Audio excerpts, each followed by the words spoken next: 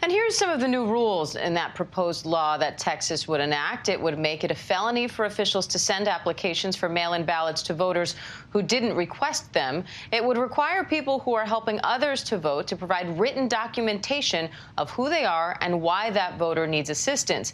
It would also make it more difficult to remove poll watchers, only allowing removal if the poll watcher is engaging in an activity that would constitute an offense related to voter fraud.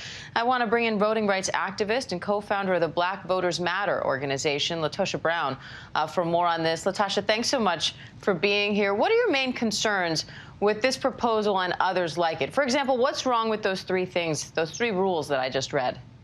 You know, part of the reason what is wrong with those three rules is that they know that it has the disproportionate impact on communities of color.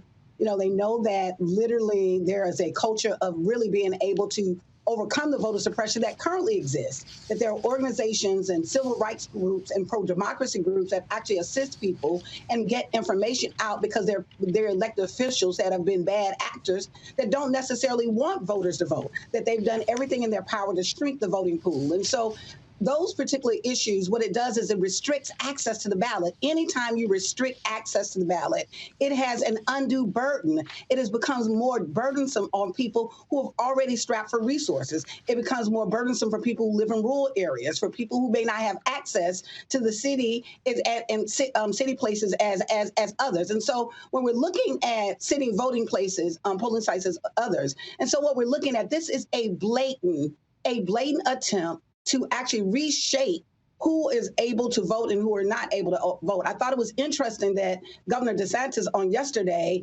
bragged about, you know, we're going to be ahead of the curve. What curve? So they actually passed a bill for a problem that does not exist. But what they are attempting to do is really to marginalize and disenfranchise voters and make it much harder for voters to participate in the process. And you tweeted a statement this morning saying the Florida law will usher in a new era of Jim Crow in a state where election security was not even an issue last November. Now, Republicans argue that nothing in these bills explicitly limits voting by African Americans or minorities or anyone else of any race or ethnicity. So why do you think they're discriminatory? Now, I think there's a couple of things. I think, one, when you look at the fact that they are reducing where drop boxes are. And so, as I said, people who have transportation issues, people who live in rural areas, people who may not have the resources, people who may not own a car, right? When you're actually restricted and you're having less drop box places, locations, that in itself creates an additional burden. In addition to that, when you're now saying for civil rights groups and organizations who have been pushing pro-democracy efforts because of the voter suppression. There have been all kinds of efforts. This isn't new. Voter suppression is not a new effort, but the way that civil rights groups have actually helped to overcome that is to educate and to actually support people and participate in the process. So then when you start creating within this law to make an additional burden for organizations that have actually been lifting and expanding democracy, once again, you're taking that tool, that support system from voters to be able to participate in this process. And we quite frankly think this is an affront to the First Amendment right, that anytime that you are restricting access, that you're making it more difficult, you're creating barriers for people to participate in the process. That is exactly what is wrong with this bill.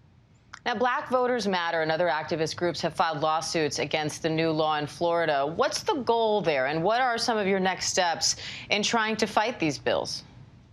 You know, the goal of the lawsuit is actually to get some federal relief.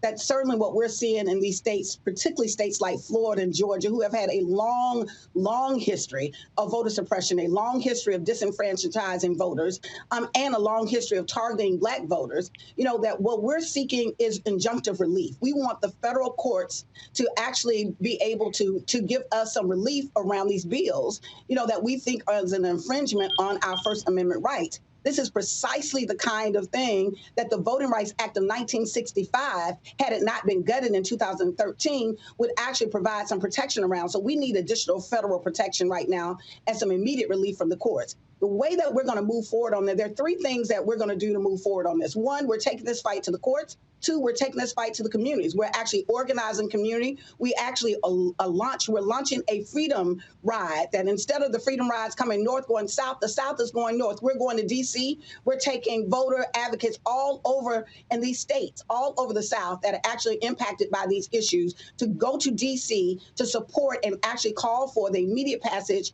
of SB 1, the For the People Act, and the John Lewis Voter Advancement Act because of bills like this. And then the third thing is we've launched a corporate accountability campaign. We need corporations to stand with us. This voting rights is not a partisan issue. It is a civil right. It is a human rights issue.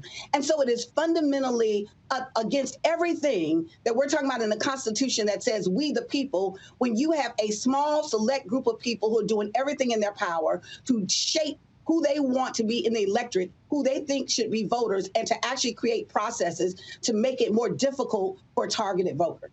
Now, in the meantime, in places like Florida, right now, this is the law. So how do you navigate that and get people to the polls anyway?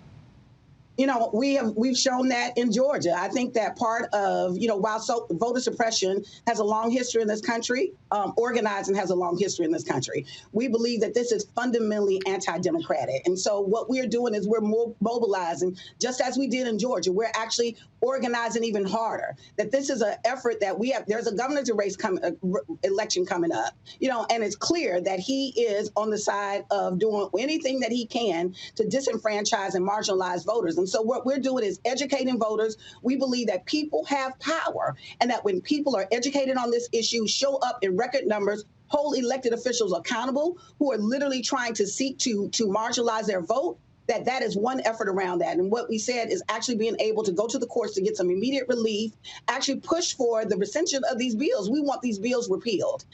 In addition to that, to actually have people to engage in the process so that our leadership looks different. They're more responsive to an agenda that is really rooted in democracy. All right. LaTosha Brown of the Black Voters Matter organization, we appreciate your time today. Thank you. Thank you for having me.